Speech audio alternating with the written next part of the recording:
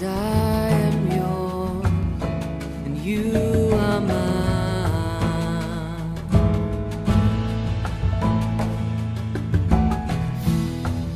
'Cause I am yours, you are mine.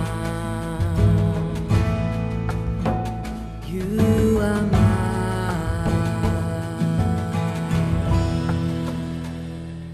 సమూయేలు మొదటి గ్రంథము 12వ అధ్యాయము మొదటి వచనం నుండి. అప్పుడు సమూయేలు ఇశ్రాయేలీయులందరితో ఇట్లనెను, ఆలకించుడి, మీరు నాతో చెప్పిన మాటను అంగీకరించి మీ మీద ఒకని రాజుగా నియమించి ఉన్నాను. రాజు మీ కార్యములను జరిగించును. నేను తల నెరిసిన ముసలివాడను, నా కుమారులు మీ మధ్యనున్నారు. బాల్యము నాటి నుండి నేటి వరకు నేను మీ కార్యములను జరిగించుచూ వచ్చితిని. ఇదిగో నేనున్నాను. నేనెవని యొద్దైనను తీసుకొంటినా, ఎవరి గార్ధమునైనను పట్టుకొంటినా, ఎవనికైనా అన్యాయము చేసితినా, ఎవనినైనా బాధపెట్టితినా, న్యాయము నాకు అగపడకుండా ఎవని యొద్దనైనా లంచము పుచ్చుకొంటినా, అలాగు చేసిన ఎడల యెహోవా సన్నిధిని ఆయన అభిషేకము చేయించిన వాని ఎదుటను వాడు నా మీద సాక్ష్యము పలుకవలెను. అప్పుడు నేను మీ ఎదుట దానిని మరలనెత్తుననెను. నీవు మాకు ఏ అన్యాయమైనను ఏ బాధనైనను చేయలేదు, ఏ మనిషిని యొద్ద గాని నీవు దేనినైనను తీసుకొనలేదని వారు చెప్పగా, అతడు అట్టిది నా యొద్ద ఏదియూ మీకు దొరకదని యెహోవాయును ఆయన అభిషేకము చేయించిన వాడును ఈ దినమున మీ మీద సాక్షులై ఉన్నారు అని చెప్పినప్పుడు, సాక్షులే అని వారు ప్రత్యుత్తరమిచ్చిరి. మరియు సమూయేలు జనులతో ఇట్లనెను, మోషేను అహరోనును నిర్ణయించి మీ పితరులను ఐగుప్తు దేశంలో నుండి రప్పించిన వాడు యెహోవాయే కదా. కాబట్టి యెహోవా మీకును మీ పితరులకును చేసిన నీతి కార్యములను బట్టి యెహోవా సన్నిధిని నేను మీతో వాదించినట్లు మీరు ఇక్కడ నిలిచియుండుడి. యాకోబు ఐగుప్తునకు వచ్చిన పిమ్మట మీ పితరులు యెహోవాకు మొర్రపెట్టగా ఆయన మోషే అహరోనులను పంపినందున వారు మీ పితరులను ఐగుప్తులో నుండి తోడుకొని వచ్చి ఈ స్థలమందు నివసింపచేసిరి. అయితే వారు తమ దేవుడైన యెహోవాను మర్చినప్పుడు ఆయన వారిని హాసోరు యొక్క సేనాధిపతి అయిన సీసెరా చేతికిని, ఫిలిష్తీయుల చేతికిని, మోయాబు రాజు చేతికిని అమ్మివేయగా వారు ఇశ్రాయేలీయులతో యుద్ధము చేసిరి. అంతటి వారు, మేము యెహోవాను విసర్జించి బయలుదేవతలను అష్తారోతు దేవతలను పూజించినందున పాపము చేసితిమి. మా శత్రువుల చేతిలో నుండి నీవు మమ్మను విడిపించిన ఎడల మేము నిన్ను సేవించుదమని యెహోవాకు మొర్రపెట్టగా, యెహోవా యెరుబ్బయలును బెదానును యెఫ్తాను సమూయేలును పంపి నలుదిశలా మీ శత్రువుల చేతుల నుండి మిమ్మును విడిపించినందున మీరు నిర్భయముగా కాపురము చేయుచున్నారు.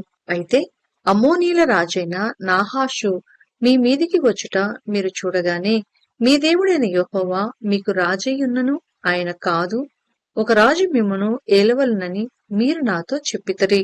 కాబట్టి మీరు కోరి ఏర్పరచుకొనిన రాజు ఇతడే. యెహోవా ఇతనిని మీ మీద రాజుగా నిర్ణయించియున్నాడు. మీరు యెహోవాయందు భయభక్తులు కలిగి ఆయన మాటను విని ఆయనను సేవించి ఆయన ఆజ్ఞను భంగము చేయక మీరును మిమ్మును ఏలు రాజును మీ దేవుడైన యెహోవాను అనుసరించిన ఎడల మీకు క్షేమము కలుగును. అయితే యెహోవా మాట వినక ఆయన ఆజ్ఞను భంగము చేసిన ఎడల యెహోవా హస్తము మీ పితరులకు విరోధముగా నుండినట్లు మీకును విరోధముగా నుండును. మీరు నిలిచి చూచుచుండగా యెహోవా జరిగించు ఈ గొప్ప కార్యమును కనిపెట్టుడి. గోధుమ కోత కాలము ఇదే కదా. మీరు రాజును నిర్ణయింపుమని అడిగినందుచేత యెహోవా దృష్టికి మీరు చేసిన కీడు గొప్పదని మీరు గ్రహించి తెలుసుకొనుటకై యెహోవా ఉరుములను వర్షమును పంపునట్లుగా నేను ఆయనను వేడుకొనుచున్నాను. వేడుకొనినప్పుడు యెహోవా ఆ దినమున ఉరుములను వర్షమును పంపగా జనులందరూ యెహోవాకును సమూయేలునకును బహుగా భయపడి సమూయేలుతో ఇట్లనిరి, రాజును నియమించుమని మేము అడుగుట చేత మా పాపములన్నిటినీ మించిన కీడు మేము చేసితిమి. కాబట్టి మేము మరణము కాకుండా నీ దాసులమైన మా కొరకు నీ దేవుడైన యెహోవాను ప్రార్థించుము. అంతట సమూయేలు జనులతో ఇట్లనెను, భయపడకుడి, మీరు ఈ కీడు చేసిన మాట నిజమే. అయినను యెహోవాను విసర్జింపకుండా ఆయనను అనుసరించుచు పూర్ణ హృదయముతో ఆయనను సేవించుడి. ఆయనను విసర్జింపకుడి. ఆయనను విసర్జింపు వారు ప్రయోజనము మాలినవై రక్షింపలేని మాయా స్వరూపములను అనుసరించుదురు. నిజముగా అవి మాయయే. యెహోవా మిమ్మును తనకు జనముగా చేసుకొనుటకు ఇష్టము కలిగి ఉన్నాడు. తన ఘనమైన నామం నిమిత్తము తన జనులను ఆయన విడనాడడు. నా మట్టుకు నేను మీ నిమిత్తము ప్రార్థన చేయట మానుట వలన యెహోవాకు విరోధముగా పాపము చేసిన వాడనగుదును. అది నాకు దూరమగును గాక. కాని శ్రేష్టమైన చక్కని మార్గమును మీకు బోధింతును. ఆయన మీ కొరకు ఎన్ని గొప్ప కార్యములను చేసెనో అది మీరు తలంచుకొని, మీరు యెహోవాయందు భయభక్తులు కలిగి నిష్కపటులై పూర్ణ హృదయముతో ఆయనను సేవించుట ఆవశ్యకము. మీరు కీడు చేయువారైతే తప్పకుండా మీరును మీ రాజును నాశనమగుదురు. సమూయేలు మొదటి గ్రంథము 13వ అధ్యాయము 1వ వచనం నుండి. సౌలు 30 ఏండ్ల వాడై ఏలనారంభించెను. అతడు 2 సంవత్సరములు ఇజ్రాయేలీలను ఏలెను. ఇజ్రాయేలీలలో 3000 మందిని ఏర్పరచుకొనెను. వీరిలో 2000 మంది మిక్మషులోను బేతేలు కొండలోను సౌలు నొద్ద నుండిరి. 1000 మంది బెన్యామీనుల గిబియాలో యోనాతాను నొద్ద నుండిరి. మిగిలిన వారిని అతడు వారి వారి డేరాలకు పంపివేసెను. యోనాతాను గెబాలోనున్న ఫిలిష్తీల దండును హతము చేయగా ఆ సంగతి ఫిలిష్తీలకు వినబడెను.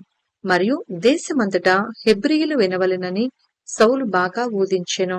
సౌలు ఫిలిష్తీల దండును హతము చేసినందున ఇజ్రాయేలీలు ఫిలిష్తీలకు హేయములైరని ఇజ్రాయేలీలకు వినపడగా జనులు గిల్గాలులో సౌలు నొద్దకు కూడివచ్చిరి.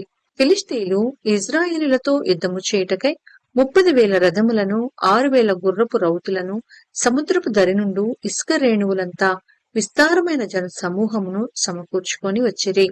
వీరు బయలుదేరి బేతావిను తూర్పు దిక్కున మిక్మషులో దిగిరి.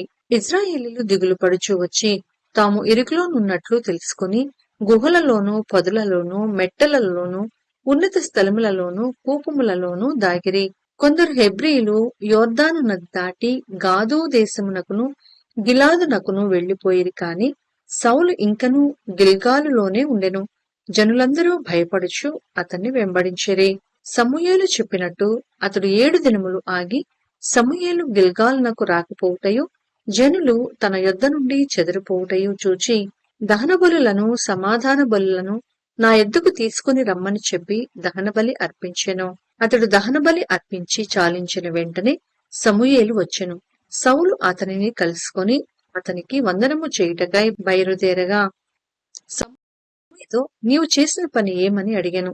అందుకు సౌలు జనులు నా యొద్ద నుండి చెదిరిపోవుటయు నిర్ణయ కాలమున నీవు రాకపోవుటయు ఫిలిష్తీయులు మిక్మషులో కూడియుండుటయు నేను చూచి ఇంకనూ యెహోవాను శాంతిపరచక మునిపే ఫిలిష్తీయులు గిల్గాలునకు వచ్చి నా మీద పడుదురనుకొని నా అంతట నేను సాహసించి దహనబలి అర్పించితినెను. అందుకు సమూయేలు ఇట్లనెను, నీ దేవుడైన యెహోవా నీకిచ్చిన ఆజ్ఞను గైకొనక నీవు అవివేకపు పని చేసితివి. నీ రాజ్యమును ఇజ్రాయేలీల మీద సదాకాలము స్థిరపరచుటకు యెహోవా తలచియుండెను. అయితే నీ రాజ్యము నిలువదు. యెహోవా తన చిత్తానుసారమైన మనస్సు కలయొకని కనుగొని ఉన్నాడు. నీకు ఆజ్ఞాపించిన దాన్ని నీవు గైకొనకపోతివి కనుక యెహోవా తన జనముల మీద అతనిని అధిపతినిగా నియమించును. సమూయేలు లేచి గిల్గాలును విడిచి బెన్యామీయునుల గిబియాకు వచ్చెను. సౌలు తన యొద్దనున్న జనులను లెక్కపెట్టగా వారు దాదాపు 600 మంది ఉండిరి. సౌలును అతని కుమారుడైన యోనాతానును తమ దగ్గరనున్న వారితో కూడా బెన్యామీయుల గిబియాలో ఉండిరి. ఫిలిష్తీయులు మిక్మషులో దిగియుండిరి. మరియు ఫిలిష్తీయుల పాళెములో నుండి దోపుడుగాండ్రు 3 గుంపులుగా బయలుదేరి ఒక గుంపు షూయాలు దేశమున ఒఫ్రాకు పోవు మార్గమున సంచరించెను. రెండవ గుంపు బేత్ హోరోనుకు పోవు మార్గమున సంచరించెను. మూడవ గుంపు అరణ్య సమీపమందుండు జబోయము లోయ సరిహద్దు మార్గమున సంచరించెను. హెబ్రీయులు కత్తులను ఈటెలను చేయించుకొందురేమో అని ఫిలిష్తీయులు ఇజ్రాయేలీల దేశమంతటా కమ్మరవాండ్రు లేకుండా చేసియుండిరి. కాబట్టి ఇజ్రాయేలీలందరూ తమ నక్కులను పారలను గొడ్డండ్రను పోటకత్తులను పదును చేయించుటకై ఫిలిష్తీయుల దగ్గరకు పోవలసి వచ్చెను.